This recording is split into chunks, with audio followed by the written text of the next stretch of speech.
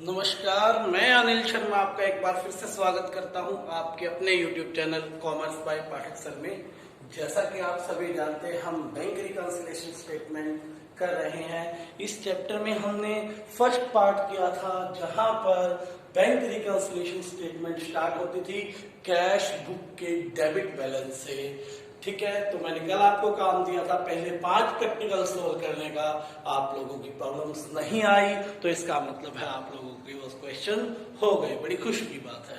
तो आइए शुरू करते हैं एक नई प्रॉब्लम, जो कि आपके इलस्ट्रेशन नंबर 6 से स्टार्ट होती है कि जब कैश बुक का डेबिट बैलेंस की बजाय आपको क्रेडिट बैलेंस दिया गया। बहुत अच्छे से मैंने कल बताया था कि कैश बुक में रियल अकाउंट के नियम के अकॉर्डिंग जब कैश आता है तो प्लस करते हैं, डेबिट करते हैं, और जब कैश जाता है तो माइनस करते हैं। बैंक बैलेंस में बैंक आपको, क्योंकि आप बैंक के लिए एक पर्सनल अकाउंट है, जब आप रिसीवर होते हो, यानी कि जब बैंक से पैसे निकलते हैं तो बैंक आपको डेबिट करता है, जब आप बैंक को पैसे देते हो, आप गिवर हो, तो बैंक आपको क्रेडिट करता है। हियर हमने कहा कि बैंक बैलेंस के कैश बुक के क्रेडिट बैलेंस से स्टार्ट होगा। देखिए, क्रेडिट बैलेंस में या तो सीधा सीधा वो लिख देगा कि credit balance as per cash book. यदि वो ऐसा नहीं लिखता है तो सोचिए, वो आपको कुछ ना कुछ हिंट देगा। जैसे वो कहेगा overdraft as per cash book. Overdraft किसी भी बुक का है वो नेगेटिव बैलेंस में ही जाएगा। ठीक है, ओवरड्राफ्ट का मतलब ही क्या है कि आपने बैंक से लोन ले रखा है, आपने बैंक के पैसे देने हैं, आपका बैलेंस जो है वो नेगेटिव। ठीक है, बात उम्मीद करता हूं ये बातें आपको क्लियर हो गई हो। तो इलस्ट्रेशन नंबर 6 है आज, जिसको हम सोल्व करेंगे, क्योंकि उसका बैलेंस जो है किस तरह से है, क्रेडिट बैलेंस है as per the cash book.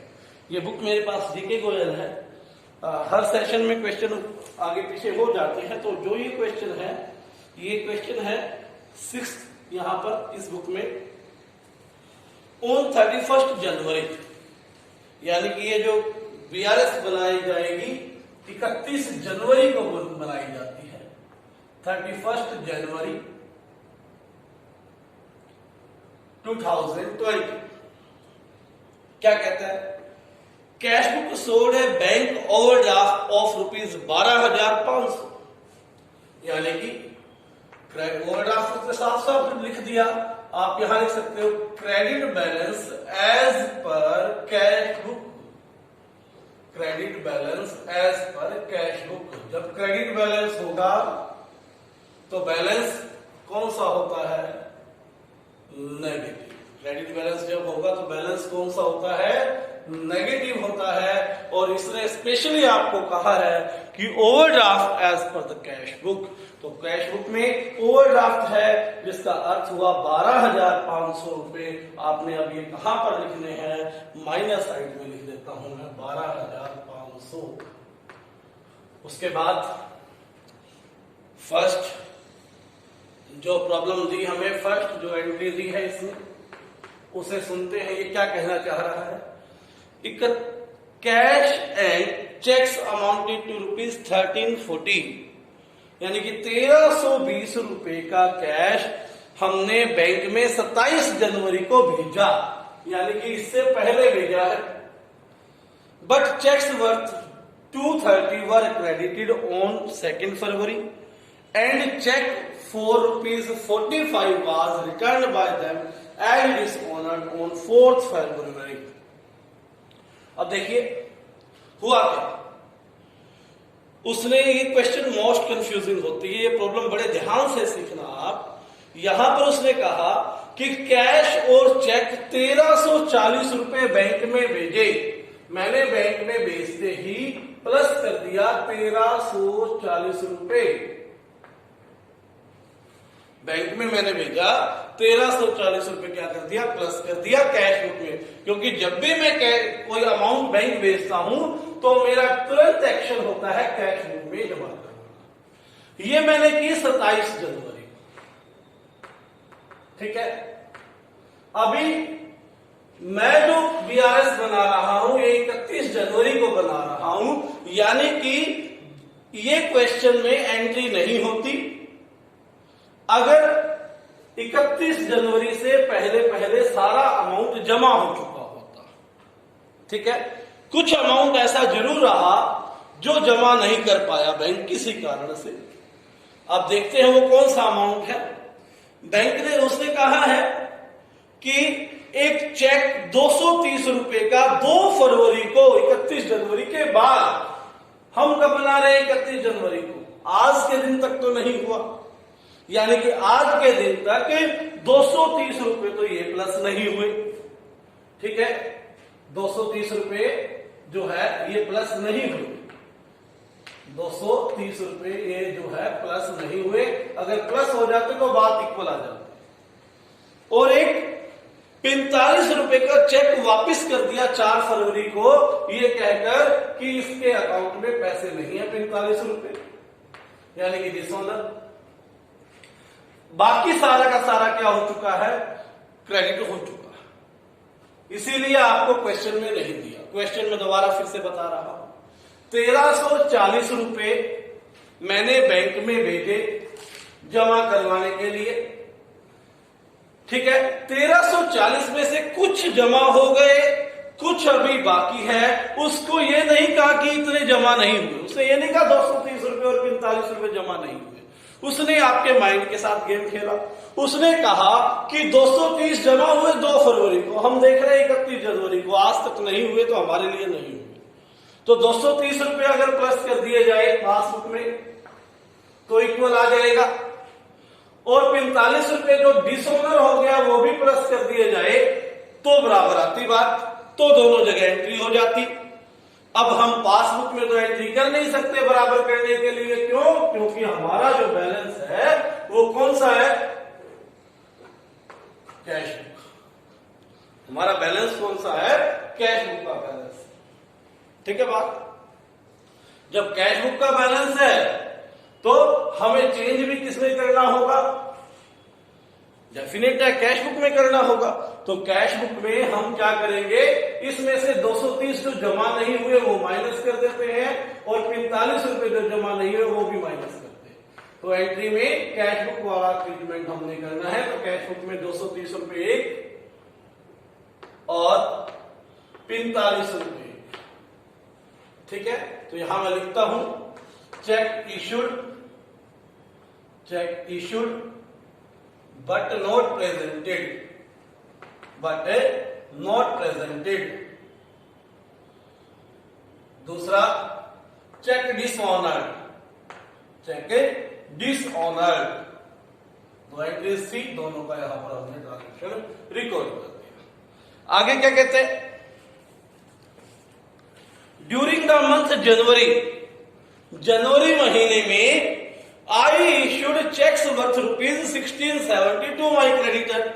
मैंने अपने क्रेडिटर्स को 1670 रुपए दिए। मैंने देते ही कैश बुक में से माइनस कर दिए। फिर क्या हुआ, जिनमें से 1370 वर प्रेजेंटेड फॉर पेमेंट ऑन 5 फरवरी। उसे ये नहीं कहा भाई 1370 प्रेजेंट नहीं हुए, ये कह देता तो आसान हो जाता आपके लिए। उसने कहा 1370 प्रेजेंट हुए, लेकिन कब हुए, 5 फरवरी को हुए। तो हमारे लिए आज तक नहीं हुए, हम 31 जनवरी तक का देखना है। तो 1370 प्रेजेंट नहीं हुए, 1670 में से माइनस किए, 1370 जो है प्रेजेंट नहीं हुए, यानी कि 1370 रुपए बैंक में से माइनस नहीं हुए। अगर हो जाते तो बात बराबर थी, अब नहीं हुए तो बराबर नहीं है। माइनस करने से पासबुक में बैलेंस आएगा, लेकिन पासबुक में माइनस करने से काम चलेगा नहीं, क्योंकि कैश बुक का बैलेंस है। तो वापस यहां पर 1370 रुपए हम क्या कर देते हैं, प्लस कर देते हैं। तो हमारा जो है काम चल जाएगा, हमारी एंट्री हो जाएगी। तो लिखेंगे checks issued but not presented, checks issued but not presented for payment। कितने रुपए, 1370 रुपए, 1370। थर्ड ट्रांजेक्शन है, according to my standing orders, मेरे स्टैंडिंग ऑर्डर्स के अकॉर्डिंग bankers have paid during the month of January the following. ठीक है, banker ने मेरे फोन करने पर, मेरे कहने पर मेरी तरफ से ये पेमेंट कर दी। LIC दी 170 रुपए, टेलीविजन लाइसेंस फीस दी 120 रुपए, और वही ड्राइविंग लाइसेंस फीस दी 22 रुपए। ये 3 पेमेंट उसने की है। ठीक है, और ये थर्ड ट्रांजेक्शन में किसने पेमेंट की? बैंक ने। मेरे फोन करने पर पेमेंट किसने की? बैंक ने। बैंक में से ये पैसे हमारे घट चुके हैं, पासबुक में से घटा दिए बैंक ने। इक्वल करने के लिए हमें क्या करना पड़ेगा? कैश बुक में से भी घटाने पड़ेंगे, तब जाके आपका बैलेंस बराबर आ जाएगा। और कैश बुक में घटाने से ही हमारा काम चल रहा है, चाहिए भी क्या? कैश बुक में, तभी बराबर हो जाता है। तो third, standing order payments, standing order payments, standing order payments. सबसे पहले LIC कितने रुपए? 170 रुपए। दूसरा, टेलीविजन लाइसेंस फीस कितना? 120 रुपए, और ड्राइविंग लाइसेंस फीस कितना? 22 रुपए। ये थी आपकी third transaction. Transaction number 4, fourth transaction वो कहता है कि my banker have collected 150 as dividend on shares. मेरे बैंकर ने, बैंकर कौन? बैंक ने क्या किया? 150 रुपए डिविडेंड रिसीव किया ऑन शेयर्स पे। मैंने शेयर्स खरीद रखे थे, 150 रुपए उनका डिविडेंड आ गया। तो ऐड करते हैं 150, 150 रुपए बैंकर ने पासबुक में ऐड कर दिए, क्रेडिट कर दिए, प्लस कर दिए। अब इक्वल करने के लिए हमें भी क्या करना पड़ेगा? कैश बुक में 150 रुपए प्लस करने पड़ेंगे, तब जाके बैलेंस बराबर होगा। तो कैश बुक में प्लस करने से बात बन जाती है, क्योंकि हमारा बैलेंस भी क्या है? कैश बुक का। तो देखिए, dividend, dividend received by bank 150 रुपए, 150 rupees. Transaction number 5, my banker have given me wrong credit for 150।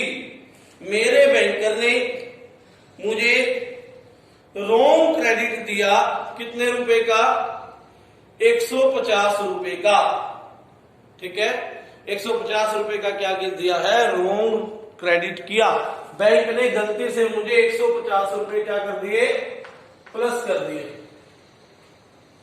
ठीक है, पासबुक में 150 रुपए क्या हो चुके हैं? प्लस हो चुके हैं। जैसा कि इसने कहा, क्या कहा है? Wrong credit, my banker have given me wrong credit for ₹150। मेरे बैंकर ने मुझे 150 रुपए गलती से क्या कर दिया? क्रेडिट दे दिया, यानी कि प्लस कर दिए। ठीक है, तो अब इक्वल बैलेंस कब बनेगा? जब 150 रुपए, 150 रुपए क्या हो जाएगा? प्लस हो जाएगा। तब जाकर हमारा बैलेंस क्या आ जाएगा? इक्वल आ जाएगा, क्योंकि बैंक ने तो ऑलरेडी 150 प्लस कर रखा है, हम भी 150 रुपए क्या कर सकते हैं? प्लस कर सकते हैं। तो देखिए, wrong credit given by bank कितना? 150 रुपए, 150 रुपीज। उसके बाद नेक्स्ट है last, interest charge by the bank 125। Bank ने 125 रुपए इंटरेस्ट चार्ज कर लिया, यानी कि बैंक ने 125 रुपए इंटरेस्ट के घटा दिए। बैंक किसमें से घटाएगा? पासबुक में से। और हमें भी क्या करना पड़ेगा, कैश बुक में से 125 घटाना पड़ेगा, तब जाके इक्वल आएगा। कैश बुक में घटाते ही काम बन गया। ट्रांजेक्शन नंबर 5 क्या कहा उसने, कहा 6 transaction interest charge by bank, interest charge by bank. Bank ने इंटरेस्ट चार्ज किया कितने रुपए, 125 रुपीज माइनस आइटम 125 रुपए। अब क्या करेंगे, बैलेंस निकालते हैं जी। 12,000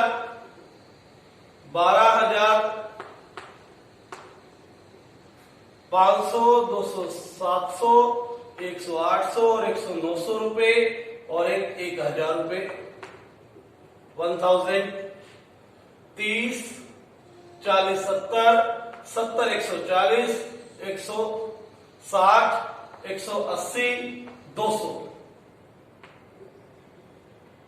और 5 और 5 10 और 2 12 कितना आ गया, 2 1 2 3 1 13,212 रुपए।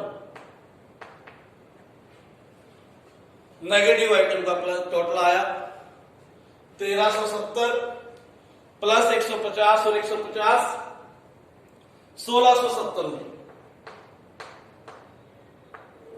ठीक है, 13,212 माइनस 1670, 2 11 में से 7 गए 9, 11 में से 5 6 गए 5, 2 में से 1 गया 1 और 11,592 रुपए। ठीक है, 11,592 रुपए क्या आ जाएगा, आपका आंसर आ जाएगा। ठीक है, समझ में आई। 2 11 में से 7 गए 4, सॉरी 11,542 रुपए, 11,542। मैंने कल बताई थी एक बात यहां भी कि पूरी अकाउंट में बैलेंस उस तरफ लिखते हैं जहां बैलेंस कम होता है। इसमें बैलेंस उस साइड लिखना है जहां पर ज्यादा है। कितना है, 11,542 रुपए माइनस में आया। अब ये देखिए, ऊपर आपने कैश बुक से स्टार्ट किया, नीचे आंसर पासबुक का होगा। पासबुक में माइनस क्या है, पासबुक में माइनस है डेबिट, तो ये बैलेंस क्या आया आपका, debit balance as per passbook, debit balance as per passbook. ठीक है बात। आज का आपका होमवर्क रहेगा 6 क्वेश्चन से 10 क्वेश्चन। पासबुक के क्वेश्चन स्टार्ट होते हैं, कई बार बुक में एक आध क्वेश्चन आगे पीछे होता है। जहां भी पासबुक के बैलेंस के क्वेश्चन स्टार्ट होंगे वहां तक आपने करना है। आज के लिए इतना ही, धन्यवाद। वीडियो अगर आपको पसंद आई तो लाइक करें, चैनल को सब्सक्राइब करें और अपने व्हाट्सएप स्टेटस पर लगा के इसे शेयर भी करें। धन्यवाद।